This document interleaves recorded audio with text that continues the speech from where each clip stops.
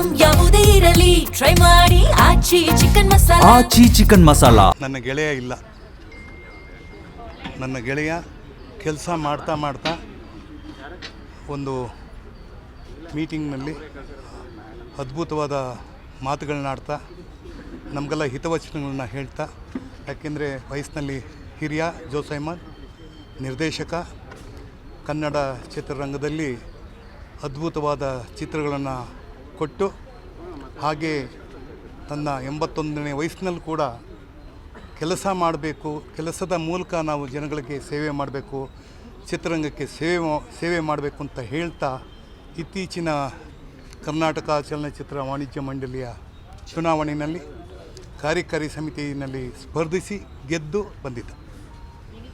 ಅಲ್ಲಿ ಗೆದ್ದ, ಆದರೆ ನಮ್ಮನ್ನು ಬಿಟ್ಟು ಹೋದ. ಆ ನೋವು, ಆ ಸೋಲು ನಮ್ಮ ಕೈಲಿ ತಡ್ಕೊಳಕ್ಕಾಗೋದಿಲ್ಲ. ಮುಖ್ಯವಾಗಿ ಹೇಳಬೇಕು ಅಂತಂದರೆ ತುಂಬ ಕನಸುಗಾರ. ಇವತ್ತಿನ ಚಿತ್ರರಂಗದಲ್ಲಿ ಇಂತಹ ನಿರ್ದೇಶಕರು ಸಿಗೋದು ಬಹಳ ವಿರಳ. ಒಂದಂತೂ ನನ್ನ ಕುಟುಂಬಕ್ಕೆ ತುಂಬ ಹತ್ತಿರವಾದವನು, ನನ್ನ ಶ್ರೀಮತಿಗೆ ದೂರದ ಸಂಬಂಧಿ, ಮೇಲಾಗಿ ಚಿತ್ರರಂಗದ ಬಗ್ಗೆ ಅತ್ಯಂತ ಕಾಳಜಿ ಇಟ್ಕೊಂಡಂಥ ಕೆಲಸ ಮಾಡ್ತಾಯಿದ್ದವನು. ಚಿತ್ರರಂಗ ಇನ್ನೂ ಬೆಳಿಬೇಕು ಅಂತ ಹೇಳ್ತಾ ಮೀಟಿಂಗ್ ನಡೀತಾ ಇತ್ತು. ಅದರ ವಿವರಣೆಗಳು ಸಾಕಷ್ಟು ಜನ ಕೊಟ್ಟಿರ್ತಾರೆ. ನಾನು ಆ ವಿಚಾರಕ್ಕೆ ಹೋಗೋದಿಲ್ಲ. ಯಾಕೆಂದರೆ ಆ ಒಂದು ಕಡೆಯ ನಿಮಿಷದವರೆಗೂ ಅವನು ಆರೋಗ್ಯವಾಗಿದ್ದ.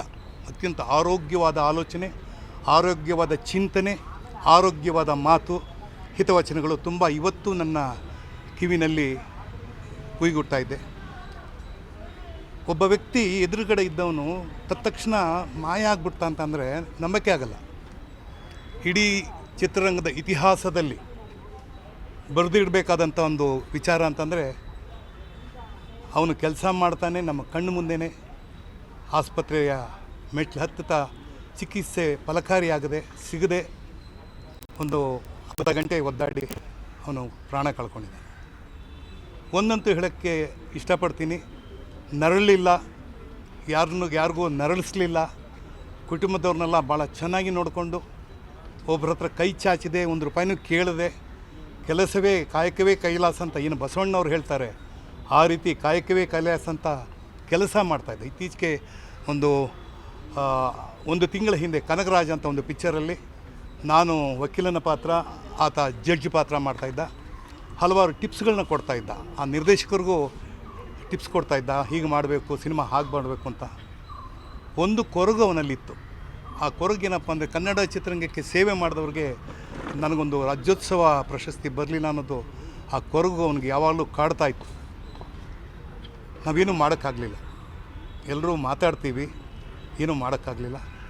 ಆದರೆ ಒಂದಂತೂ ನನ್ನ ಗೆಳೆಯನಿಗೆ ವಿದಾಯ ಹೇಳೋಕ್ಕೆ ನಾನು ಯಾವ ರೀತಿ ಅಂತಂದರೆ, ನಿನ್ನ ಆಸೆಗಳೇನಿದೆ, ನಿನ್ನ ಆಲೋಚನೆಗಳೇನಿದೆ, ನಿನ್ನ ಕನ್ನಡ ಚಿತ್ರರಂಗಕ್ಕೆ ಏನು ಕೊಡಬೇಕು ಅಂತ ಭರವಸೆ ಇದೆ, ಅದನ್ನು ನಾವು ಮುನ್ನಡೆಸ್ತೀವಿ ಅಂತ ಹೇಳೋಕ್ಕೆ ಇಷ್ಟಪಡ್ತೀನಿ.